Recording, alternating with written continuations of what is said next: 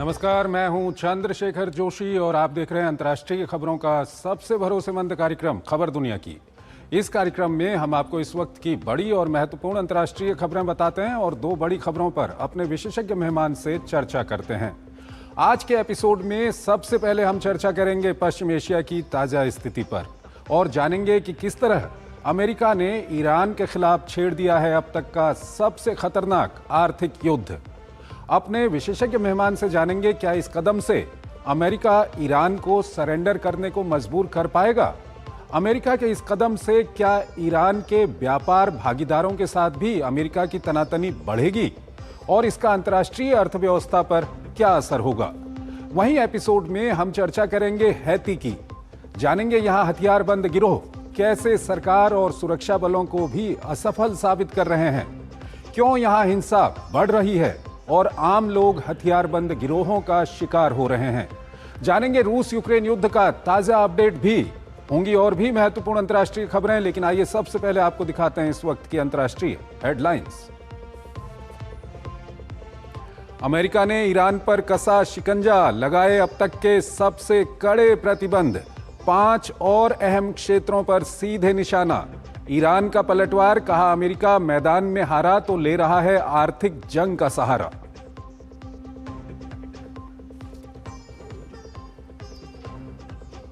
रूसी मिसाइलों के खिलाफ यूक्रेन को नई ताकत। राष्ट्रपति जेलेंस्की का दावा, कीव पहुंची अमेरिकी पैट्रियट इंटरसेप्टर्स की पहली खेप। मॉस्को ने पूर्वी यूक्रेन में आर्थिक जोन बनाने के अमेरिकी प्रस्ताव पर उठाया सवाल।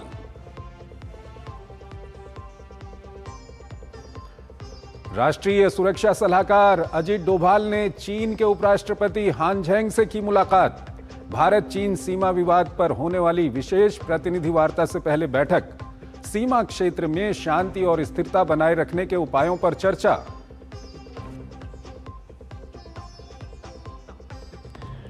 सैंतालीस साल बाद अमेरिकी आतंकवाद प्रायोजक देशों की सूची से बाहर सीरिया। वैश्विक अर्थव्यवस्था में वापसी और विदेशी निवेश का रास्ता हुआ साफ। आतंकी नेटवर्क के खिलाफ कार्रवाई से बढ़ा भरोसा।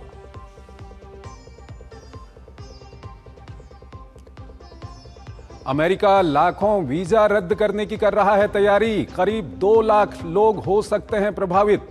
इतिहास में पहली बार एक साथ होंगे इतने वीजा कैंसिल।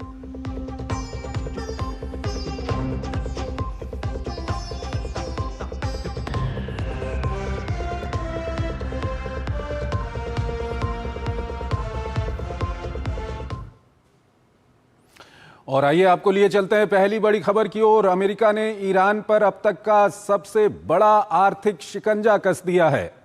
करीब 60 लोगों, कंपनियों और जहाजों पर कार्रवाई के साथ 5 अहम आर्थिक क्षेत्रों को निशाने पर लिया गया है।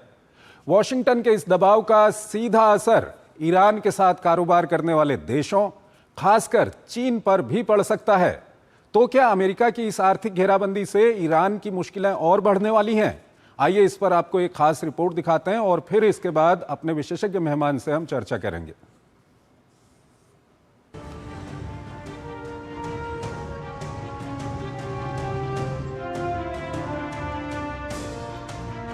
अमेरिका ने ईरान पर अपना सबसे बड़ा आर्थिक वार कर दिया है। नए आर्थिक प्रतिबंधों को जारी करते हुए करीब 60 लोगों, कंपनियों और जहाजों को इस सूची में डाल दिया है।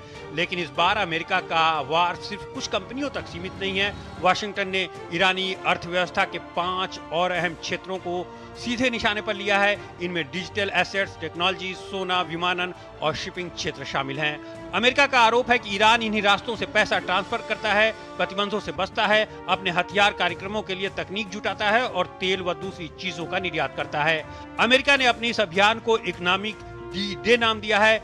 इस आसान भाषा में इसका मतलब है कि अगर कोई ईरान के साथ कारोबार करेगा तो उसके खिलाफ भी कार्रवाई की जाएगी। उन विदेशी कंपनियों और संस्थाओं को भी निशाना बनाया जा सकता है जो ईरान की अर्थव्यवस्था के साथ जुड़ी हैं। इसे कहते हैं सेकेंडरी सैंक्शन, जिसका मतलब है या ईरान के साथ खड़े रहो या अमेरिका के साथ। अमेरिका का एक लक्ष्य है कि ईरान को तेल मत बेचने दो। चीन ईरान का सबसे बड़ा तेल खरीदार है। छोटी चीनी रिफाइनरियां सस्ता ईरानी तेल खरीद रही हैं। यही वजह है कि अमेरिका पहले भी उन जहाजों, कंपनियों और उन बिचौलियों पर प्रतिबंध लगाता रहा है जिन पर ईरानी तेल चीन पहुंचाने का आरोप है। अब वाशिंगटन ने दबाव और बढ़ा दिया है, लेकिन चीन ने जोरदार पलटवार करते हुए साफ कर दिया है कि वो अमेरिका का दबाव स्वीकार करने के लिए तैयार नहीं है। बीजिंग का कहना है कि वो एक तरफा अमेरिकी प्रतिबंधों का विरोध करता है और अपने आर्थिक हितों की रक्षा के लिए सभी जरूरी कदम उठाएगा। अगर चीन ईरानी तेल खरीदना जारी रखता है तो अमेरिकी प्रतिबंधों का जोखिम बढ़ सकता है। ईरान ये झटका ऐसे समय में झेल रहा है जब उसकी अर्थव्यवस्था पहले ही भारी दबाव में है। महंगाई तेजी से बढ़ी है, ईरानी रियाल की कीमत गिरी है, खाने पीने की चीजों के दाम आम लोगों की पहुंच से बाहर होते जा रहे हैं। यानी अमेरिका अब जिस जगह पर वार कर रहा है वहां ईरान पहले से ही कमजोर है। लेकिन तेहरान इसे अमेरिका की जीत नहीं मानता है। तेहरान का कहना है कि अमेरिका का आर्थिक युद्ध शुरू करना इस बात का सबूत है कि वो सैन्य मोर्चे पर अपने लक्ष्य हासिल नहीं कर पाया है। बयानबाजी से इधर देखना ये होगा कि जमीन पर ईरान की अर्थव्यवस्था कितनी देर तक इस दबाव को झेल पाएगी। ईरान के लिए समस्या सिर्फ अमेरिका नहीं है, उसके पारंपरिक कारोबारी रास्तों पर भी दबाव बढ़ रहा है। यूएई ईरान के लिए लंबे समय से बड़ा व्यापारिक और वित्तीय केंद्र रहा है, लेकिन उसने हाल ही में ईरान के साथ व्यापार और वित्तीय लेन देन रोकने का ऐलान किया है। तुर्की ईरान के लिए वैकल्पिक व्यापारिक रास्ता बन सकता है। इराक भी ईरान के लिए बड़ा क्षेत्रीय बाजार है, खासकर गैस, बिजली और गैर तेल कारोबार में। अगर अमेरिका सेकेंडरी प्रतिबंधों को बढ़ाता है तो ईरान की आर्थिक घेराबंदी और कड़ी हो सकती है। इस पर ज्यादा बातचीत के लिए हमारे साथ जुड़ रहे हैं अतुल अनेजा, विदेशी मामलों के जानकार हैं, उनसे हम बातचीत करेंगे। अतुल जी, बहुत बहुत स्वागत है आपका हमारे इस कार्यक्रम में। अतुल जी, पहला सवाल यही है कि अमेरिका की ओर से जो एक कदम उठाए गए हैं, जिनको ऐतिहासिक कदम कहा जा रहा है ईरान के खिलाफ, इसका कितना फर्क ईरान पर पड़ेगा? चंद्रशेखर जी, मुझे नहीं लगता बहुत ज्यादा फर्क पड़ेगा, क्योंकि अगर इसको हम एनालाइज करें तो ये एक तरह से जो ईरान और चाइना के बीच का कनेक्शन है उसके ऊपर वार है। और अमेरिका जो है चाइना को स्क्वीज नहीं कर सकता, क्योंकि अमेरिका बहुत ज़्यादा क्षेत्र में चाइना पे डिपेंडेंट है। अगर हम देखते हैं, रेयर अर्थ्स की बात करते हैं, जो डिफेंस इंडस्ट्री है अमेरिका की, बहुत सारा मिनरल्स जो उसका जो कच्चा माल जो है वो चाइना से जाता है। जो आपके रेयर अर्थ्स हैं जो इलेक्ट्रिक कार इंडस्ट्री में जाते हैं, उसकी प्रोसेसिंग सबसे ज़्यादा चीन में होती है और फिर उसका निर्यात अमेरिका पे होता है। तो अगर शिकंजा कसता है अमेरिका चाइना के ऊपर, तो चाइना के पास काउंटर लीवरेज भी है अमेरिका के ऊपर, और बहुत बड़ी लीवरेज है। इसलिए इसको एनफोर्स करना बहुत मुश्किल है। एक बड़ा स्टेटमेंट है, लेकिन अगर उसको बारीकी से देखें तो एनफोर्स आप कैसे करेंगे। एक दूसरी बात इससे जुड़ी हुई है चंद्रशेखर जी, कि ट्रेड रूट अगर हम देखें जी, एक समुद्री रास्ता है जो जा रहा है चीन की तरफ और बाहर के मुल्कों के।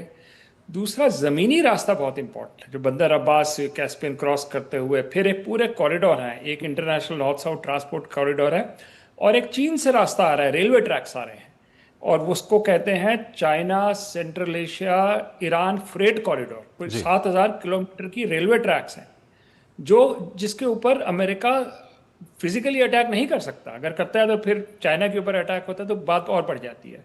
तो वो रास्ता खुला हुआ है, एक लाइफलाइन है ईरान के लिए, पहले भी थी और अब भी है। तो मुझे नहीं लगता कि इसके ऊपर बहुत ज़्यादा असर पड़ेगा। और तीसरी बात यह है कि माहिर है ईरान बार्टर ट्रेड करने में। अब डॉलर करेंसी छोड़ दीजिए, अब बार्टर करते हैं, आप कुछ सामान देते हैं, कुछ सामान लेते हैं, ये किसी भी बैंकिंग सिस्टम के बाहर है। तो ये कहना तो आसान है, लेकिन इसको इम्प्लीमेंट करना बहुत ही मुश्किल है। तो मुझे लगता है कि ईरान इसके लिए पहले से तैयार है कि ऐसे।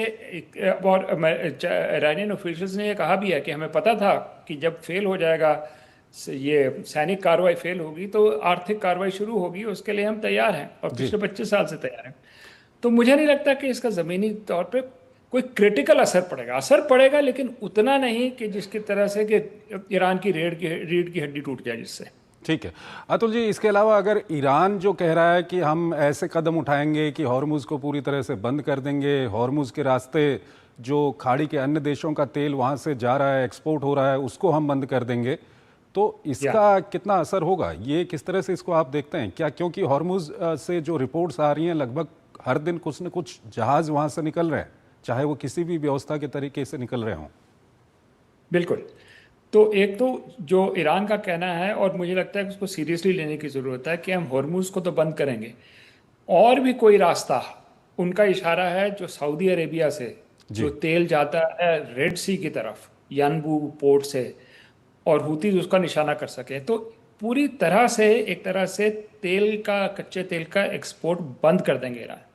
और मुझे लगता है कर सकते हैं, क्योंकि बात इस वक्त चंद्रशेखर जी सर्वाइवल की है, जी। ऑप्शन नहीं कि आपको अपनी लाइफलाइन चाइना के साथ, रशिया के साथ रखनी है, और साथ साथ जो है आपको कोई प्रेशर पॉइंट अमेरिका के ऊपर देना है, क्योंकि अगर तेल का निर्यात नहीं होता तो पेट्रो डॉलर नहीं आते खाड़ी के देशों के पास, और पेट्रो डॉलर जो आते हैं वो निवेश किए जाते हैं नैस्डैक में, एआई कंपनीज में अमेरिका की। तो अगर वो लाइफलाइन अमेरिका, ईरान उसको एक तरह से अपना शिकंजा उस पर ज़्यादा एक तरह से कसता है, तो फिर ये लॉन्ग टर्म में और मीडियम टर्म में अमेरिका के लिए भी घातक हो सकता है। तो इस तरह से ये वन साइडेड गेम नहीं चलेगी अब।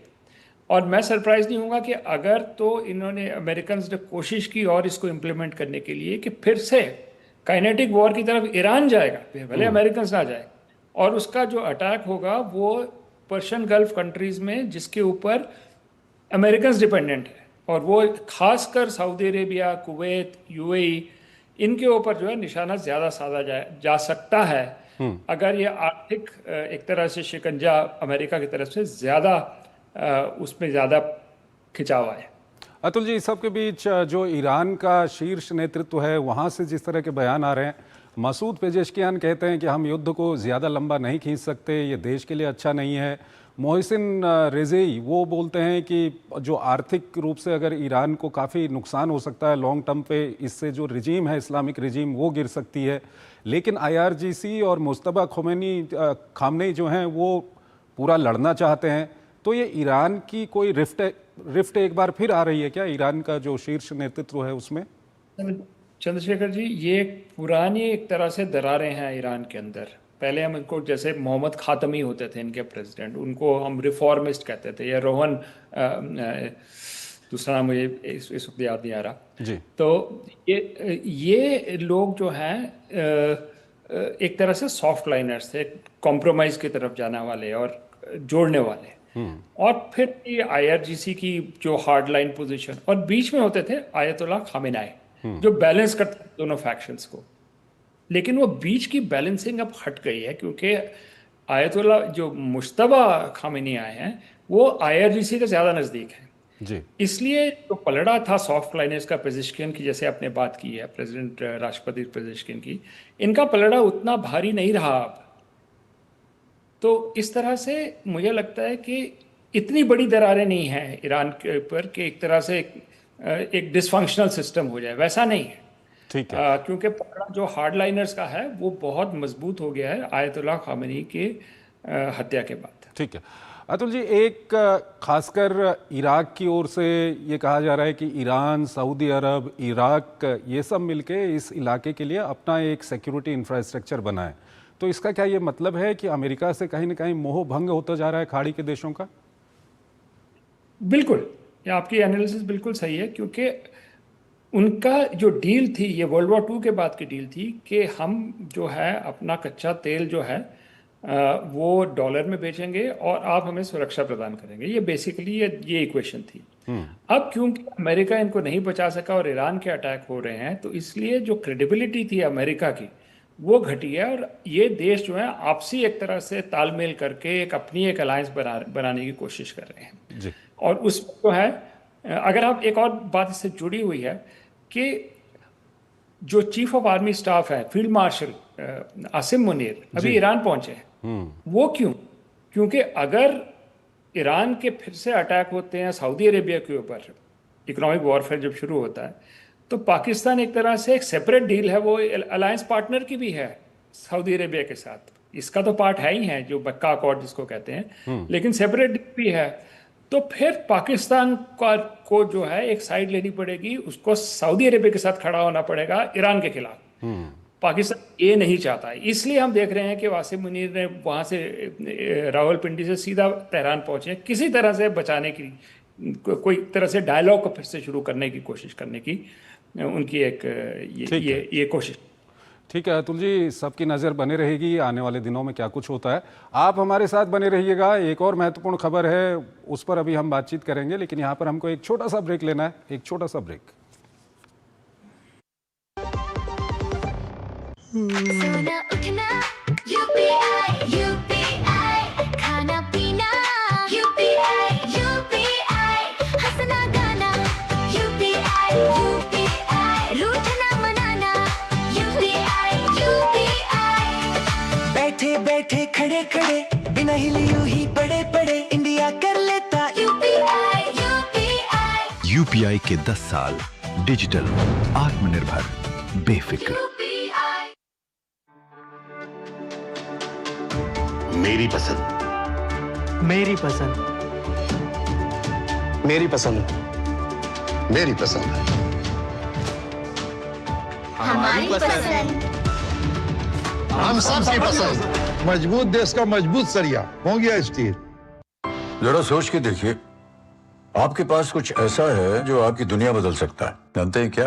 आपका अपना सोना। सोना क्या नहीं कर सकता? सोना आपको अपने सपनों का घर दिला सकता है, आपके बच्चों का भविष्य बना सकता है। सोना आपकी हर इच्छा पूरी कर सकता है। तो भारत की सबसे बड़ी gold loan NBFC Muthoot finance से गोल्ड लोन लीजिए और फिर देखिए सोना क्या नहीं कर सकता। मुथूट फाइनेंस, जहां विश्वास ही परंपरा है। कॉल कीजिए 1-800-313-1212।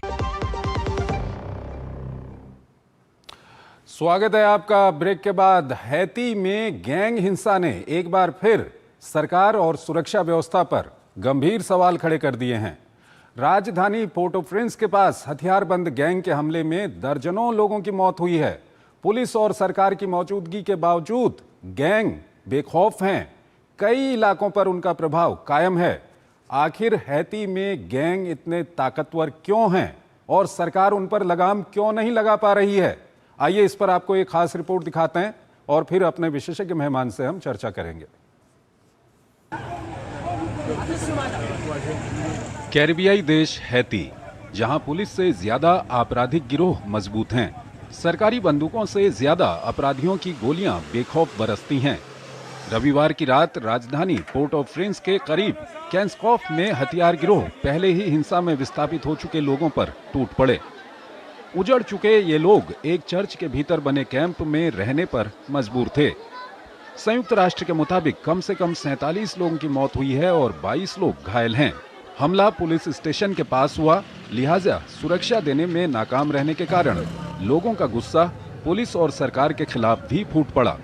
स्थानीय लोग पुलिस प्रमुख के इस्तीफे की मांग कर रहे हैं। सरकार ने इसे घिनौना हमला बताते हुए रक्षा बलों को हाई अलर्ट पर रखने और अतिरिक्त बल भेजने का भरोसा दिया है। लेकिन हैती में ये सवाल नया नहीं है। सरकार कहती है कि गैंग के खिलाफ सख्त कार्रवाई की जाएगी। पुलिस कहती है कि ऑपरेशन चल रहा है और अंतर्राष्ट्रीय समुदाय मदद का भरोसा देता है। लेकिन आपराधिक गैंग बेखौफ हैं, दंदनाते हुए कहीं भी और कभी हमले को आसानी से अंजाम दे देते हैं। सवाल उठता है कि गैंग पर सरकार नकेल क्यों नहीं कस पाती है। पहली वजह, पुलिस कमजोर जबकि गैंग बेहद मजबूत। पुलिस लंबे समय से संसाधनों, हथियारों, प्रशिक्षित जवानों और लॉजिस्टिक सपोर्ट की कमी से जूझ रही है। वहीं अपराधियों का संगठित नेटवर्क है। इनके पास आधुनिक हथियार हैं, पैसा है और कई इलाकों में प्रशासन से ज्यादा प्रभाव है। राजधानी के बड़े हिस्सों और दूसरे शहर से जोड़ने वाले रास्तों पर इनका नियंत्रण है। पुलिस इन्हें किसी इलाके से खदेड़ती है तो दूसरे इलाके में गैंग बना हुआ है। इनके खिलाफ संयुक्त राष्ट्र के साथ साथ दूसरे साझेदार भी लॉजिस्टिक, प्रशिक्षण और ऑपरेशनल मदद दे रहे हैं। फिर भी इन गिरोहों को सबसे शक्तिशाली गिरोह माना जाता है। राजनीतिक अस्थिरता एक बड़ा कारण है।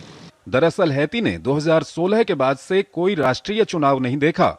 2021 में राष्ट्रपति जोवेनेल मूसे की हत्या के बाद राजनीतिक शून्य और गहरा गया।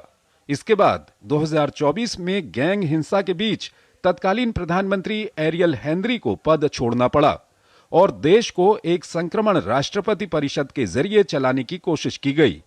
लेकिन यह संक्रमण भी स्थायी समाधान नहीं दे पाया। 7 फरवरी 2026 को परिषद का कार्यकाल खत्म हो गया और सत्ता मंत्री परिषद को सौंप दी गई। अब प्रधानमंत्री एलेक्स डिडियर फिल्स एमए के नेतृत्व में यही परिषद देश चला रही है। लोग सुरक्षा की मांग कर रहे हैं। ये तभी संभव है जब देश में कोई स्थायी सरकार हो, लेकिन चुनाव कराने के लिए सुरक्षित माहौल चाहिए।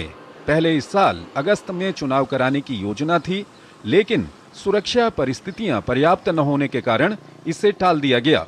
अब 13 दिसंबर को राष्ट्रपति और संसदीय चुनाव कराने की तारीख तय की गई, लेकिन कैन्स्कॉफ की घटना ने चुनावी कार्यक्रमों पर सवाल खड़े कर दिए हैं। अतुल अनेजा हमारे साथ बने हुए हैं, विदेशी मामलों के जानकार हैं। अतुल जी, किस तरह से आप इसको एक्सप्लेन करना चाहेंगे, हैती की जो स्थिति है अभी?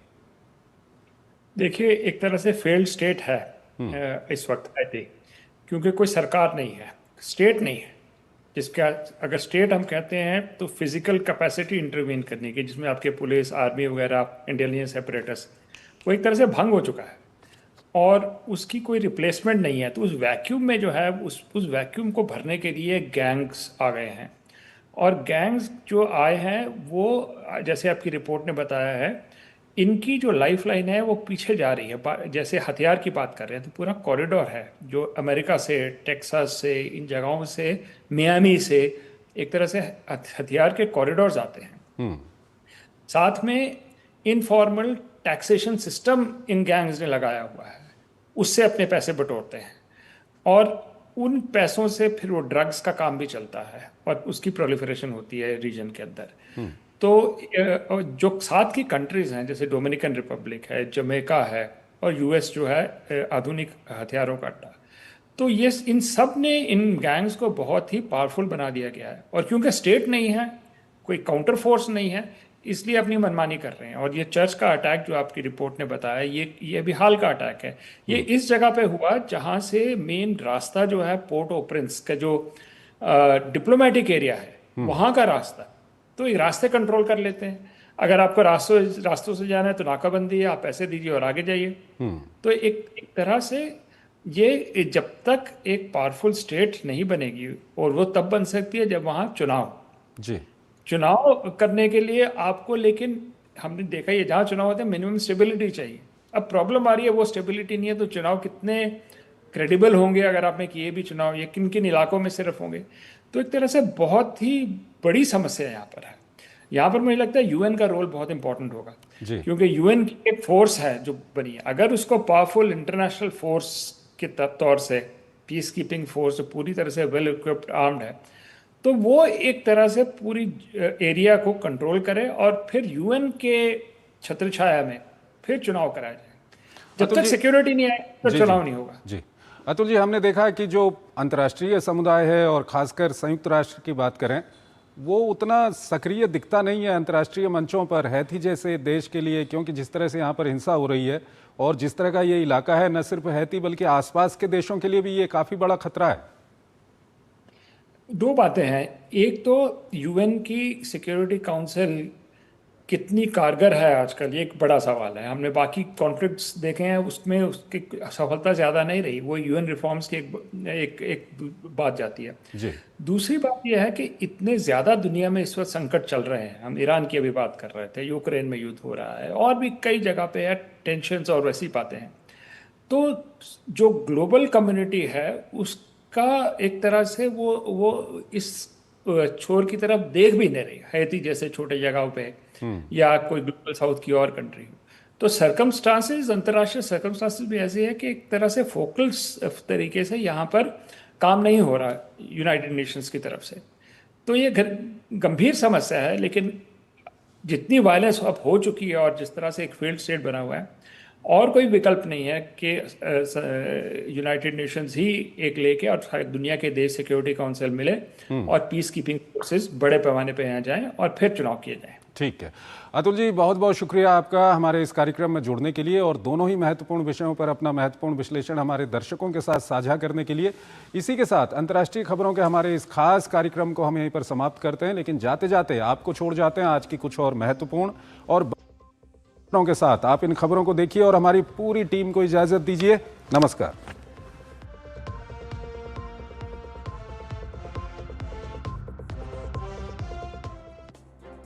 यूक्रेन में आजादी दिवस के मौके पर सहयोगियों की एक बैठक में ब्रिटेन और फ्रांस के नेताओं ने यूक्रेन को और मजबूत सैन्य मदद देने का वादा किया है, जिसमें गोपनीय टेक्नोलॉजी तक पहुंच और एयर डिफेंस मिसाइलों की तेजी से डिलीवरी शामिल है। इस सब के बीच संयुक्त राष्ट्र में 50 से ज्यादा देशों ने एक संयुक्त बयान में रूस से बिना शर्त युद्ध विराम करने को कहा। वहीं संयुक्त राष्ट्र में रूस के राजदूत वासिली नेबेंजिया ने पश्चिमी देशों पर आरोप लगाया है कि वे खुद को शांति का समर्थक बताते हुए यूक्रेन का इस्तेमाल मॉस्को पर दबाव बनाने के लिए कर रहे हैं। ब्रिटेन के कीव के साथ लंबी दूरी की मिसाइल के ब्लूप्रिंट शेयर करने पर सहमत होने के बाद क्रेमलिन के एक सलाहकार आंद्रे फेडोरोव ने कहा कि यूक्रेन को एक्सपोर्ट करने के लिए ब्रिटेन में ड्रोन बनाने वाली फैक्ट्रियों पर हमला हो सकता है। साथ ही ब्रिटेन के खिलाफ कोई अर्ध सैन्य कार्रवाई भी हो सकती है। फ्रांस के राष्ट्रपति इमैनुअल मैक्रों और सऊदी क्राउन प्रिंस मोहम्मद बिन सलमान के बीच एलिसी पैलेस में हुई बातचीत के बाद फ्रांस और सऊदी अरब ने पेरिस के पास 6 अरब यूरो के अम्यूजमेंट पार्क की योजना का ऐलान किया है। ये समझौता सोमवार को हुए कई समझौतों में से एक है। अमेरिका ने 47 साल बाद सीरिया को आतंकवाद को बढ़ावा देने वाले देशों की सूची से हटा दिया है। इससे देश में प्राइवेट सेक्टर के निवेश और ग्लोबल इकोनॉमी में उसकी वापसी के रास्ते में मौजूद आखिरी बड़ी रुकावटें दूर हो गई हैं। तेजी से बढ़ रहे अल नीनो और इंसानों की वजह से हो रहे जलवायु परिवर्तन के कारण समुद्र की सतह का औसत वैश्विक तापमान अब तक के सबसे ऊंचे स्तर पर पहुंच गया है। सोमवार को यूरोपीय संघ की कोपरनिकस क्लाइमेट चेंज सर्विस ने कहा कि शुक्रवार और शनिवार को समुद्र की सतह का तापमान 21.1 डिग्री सेल्सियस तक पहुँच गया। यह मार्च 2024 में बने 21.9 डिग्री सेल्सियस के पिछले रिकॉर्ड से ज्यादा है। टाइफून नारा की वजह से हुई भारी बारिश से दक्षिण चीन में मंगलवार को बाढ़ की समस्या और गंभीर हो गई। इससे घर और दुकानें पानी में डूब गए और हजारों लोगों को दूसरी जगह ले जाना पड़ा, जबकि एक और तूफान जापान और ताइवान की ओर बढ़ रहा है। वहीं दक्षिणी पश्चिमी फ्रांस के ऑड इलाके में एक बवंडर आया, जिसमें 300 से ज्यादा घर क्षतिग्रस्त हो गए और दर्जनों लोग घायल हो गए।